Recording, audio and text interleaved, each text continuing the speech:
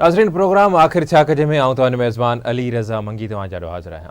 नाज़रीन मुल्क जी मईशत जी ॻाल्हि कंदासीं, मुल्क में जारी कार्रवाइनि जी ॻाल्हि कंदासीं त टन खंड जा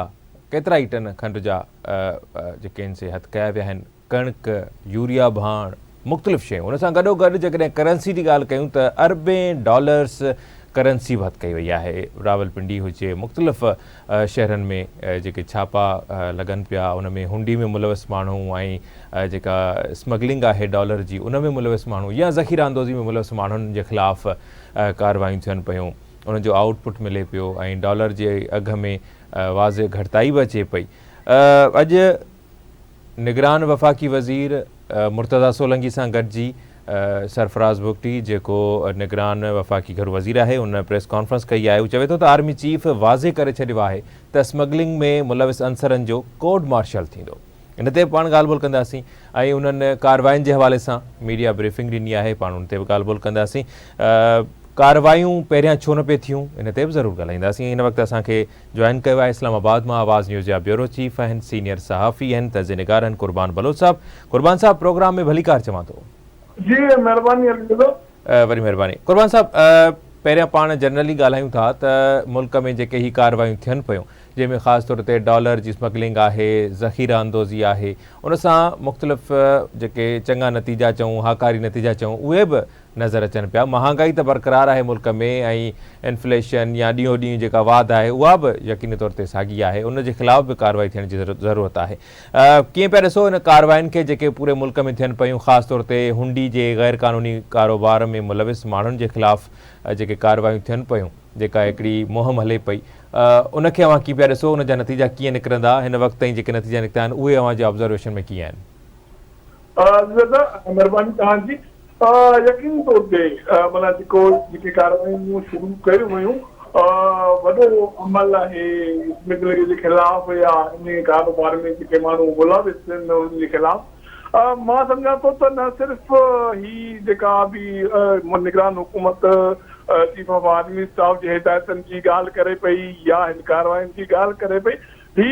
न सिर्फ़ु फ़क़ति हिन निगरान हुकूमत जी कारकर्दगी आहे, पर मां सम्झां थो त ही जेके सियासी जमातूं जेके हुकुमरान में रहियूं आहिनि, उहा कहिड़ी बि सियासी जमात सां उनजो वास्तो रहियो हुजे, उन्हनि ख़िलाफ़ हिकु अछो चिटो बि आहे त उहे ही कार्रवाई छो न करे सघियूं आहिनि। इहो ई मां सम्झां थो त जेके सियासी जमातनि जी जेका कोताही आहे, कमज़ोरी आहे, जंहिंजे करे हू हींअर ताईं हिन अमल में जेको कुझु थियो पए उन ते ॻाल्हाइण खां लवाइनि पियूं, नटाइनि पियूं ऐं आवाम जी जेका महांगाई खे मुंहुं ॾिए पियो या उन्हनि ते जेको महांगाई जो बम किरियो गुज़िरियल 4-5 सालनि में या उन में तेज़ी आई गुज़िरियल 15 सालनि में, त ही सियासी जमातूं जे वात में मुंग आहिनि। इन करे त असांजूं सियासी जमातूं बदकिस्मती सां इन में नाकाम रहियूं। न सिर्फ़ु सियासी जमातूं पर उहो सॼो इंतज़ामी ढांचो रियासत जो जंहिंखे तव्हां अफ़सरशाही चओ था या ॿिया जेके लाॻापियल इदारा आहिनि जंहिंजी इहा ज़िम्मेवारी हुई त उहा माना स्मगलिंग खे रोकीनि, सरहदनि ते जेको बि ही आम तरफ़ आहे शयुनि जी उनखे रोकीनि में जेके नाकाम इदारा या फर्द थिया खिलाफ़ बि अछो चिठो आहे त उहो असांजो सॼो निज़ाम ही सॼो अमल इनखे रोके न आहे सघियो। तंहिं करे असांखे सियासी जमात सां गॾु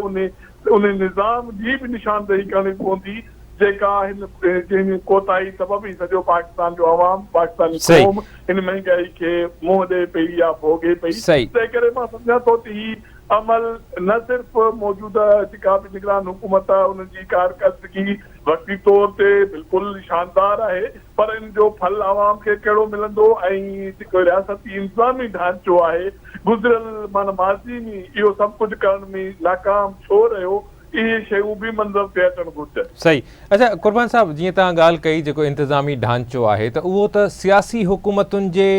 मौजूदगीअ में या उन्हनि जे दौर में बि उहो मौजूदु ई हूंदो आहे, उहो वजूदु रखंदो आहे। पोइ हिन वक़्तु उहो फ़ाल छो आहे? छा जेके सियासी हुकूमतूं अचनि थियूं, हिन वक़्तु निगरान हुकूमत आहे जंहिंजी आइनी ज़िम्मेवारी इलेक्शन कराइणु आहे, वक़्त ते इलेक्शन कराइणु आहे, इलेक्शन कमीशन जो साथ ॾियणु आहे, उन सां सहकार करणु आहे, पर छा जेको पंहिंजो अॼोको सुवाल आहे त जेको ढांचो त मौजूदु पहिरियां बि हुयो, जेका ब्यूरोक्रेसी आहे, इंतिज़ामिया आहे, एडमिनिस्ट्रेटिव जेको असां वटि टूल्स आहिनि उहे सभु मौजूदु आहिनि, त छा सियासी हुकूमतूं उन्हनि जे आॾो बेवस हूंदियूं आहिनि, उन्हनि खां हू कमु न वठी सघंदियूं आहिनि, या के सियासी जमायतुनि जूं पंहिंजूं के मजबूरियूं हूंदियूं आहिनि, या पंहिंजी का मसलियत हूंदी आहे जंहिंजे करे कार्रवाई कोन थी सघंदी आहे ऐं जेको गैर क़ानूनी कारोबार आहे उहो ओज ते हूंदो आहे?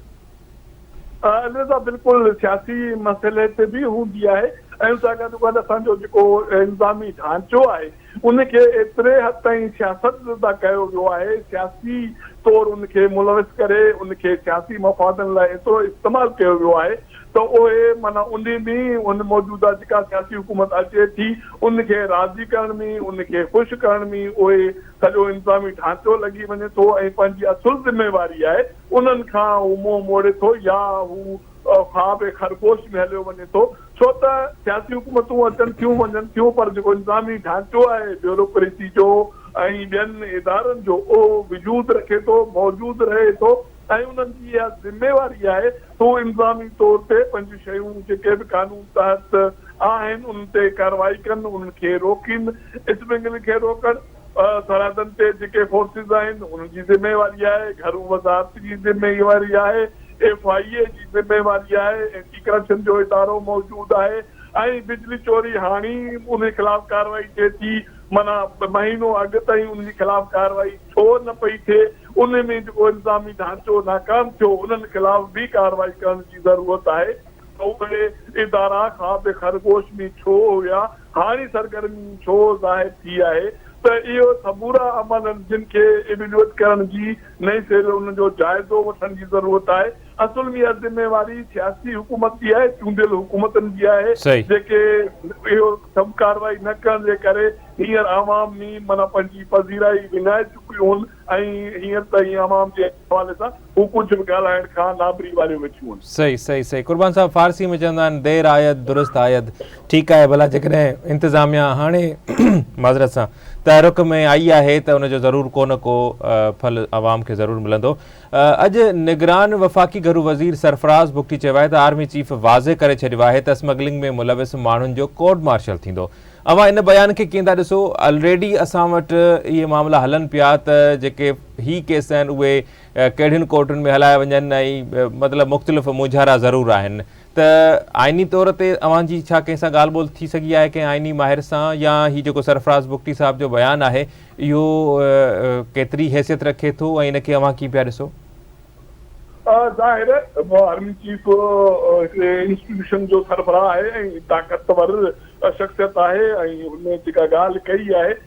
ज़ाहिर सोच सम्झी हुन ॻाल्हि कई आहे, पर ॾिसणो इहो आहे त छा आइन में जमहूरी तौर ते हिकु जमहूरी मुल्क में ऐं मौजूदा सेटअप में निगरान हुकूमत जे सेटअप में जंहिंजी ज़िम्मेवारी चूंडूं कराइण सां शफ़ाफ़ चूंडूं कराइण आहे, पोइ छा उन में इहो थी सघे थो? अॼु हिकिड़ी काबीना कमेटी जो इजलास थियो आहे ऐं जेके शयूं थियण वञनि पियूं या थियनि थियूं उन जे हवाले सां अञा बि शक शुबा ऐं बरक़रार आहिनि त छा चूंडूं थींदियूं, छो त अॼु हिकिड़ी काबीना कमेटी जी मीटिंग थी आहे जंहिंमें इहो फ़ैसिलो कयो वियो आहे त तक़रीबन 14 खरब रुपयनि जा ख़र्च घटाया वेंदा, माना पघारूं पेंशन वग़ैरह उनखे मुजमिद कयो वेंदो, सब्सिडी ॾिनी वेंदी, माना ग्रांट्स ॾिना वेंदा, इहे समूरा अमल आहिनि। उन सां गॾोगॾु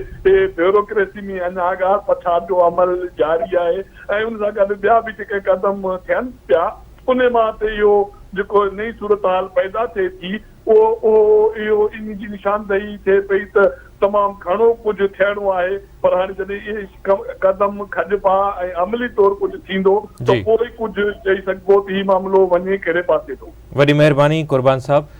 तव्हां पंहिंजो टाइम ॾिनो। नाज़रीन, उमेद कयूं था त ही जेके कार्रवायूं हलनि पियूं उन मां नतीजा निकिरंदा, मुल्क जी मईशत खे हथी मिलंदी ऐं इन सां गॾोगॾु जेको आम माण्हू आहे जेको हिन वक़्तु पीसिजी रहियो आहे, महांगाई में पीसिजी रहियो आहे, जेको ॾिहाड़ीदार तबिको आहे, पघारदार तबिको आहे, उहे माण्हू जेके रोज़ आणनि था, रोज़ चाढ़नि था, उहे तमामु घणो परेशान आहिनि। उमेद कयूं था त हिन महांगाई खे ज़रूरु मुंहिंजो ईंदो ऐं महांगाई घटिजंदी ऐं आवाम जेको आहे उहो सुख जो साह ज़रूरु खणंदो। प्रोग्राम जारी आहे, वठूं था ब्रेक।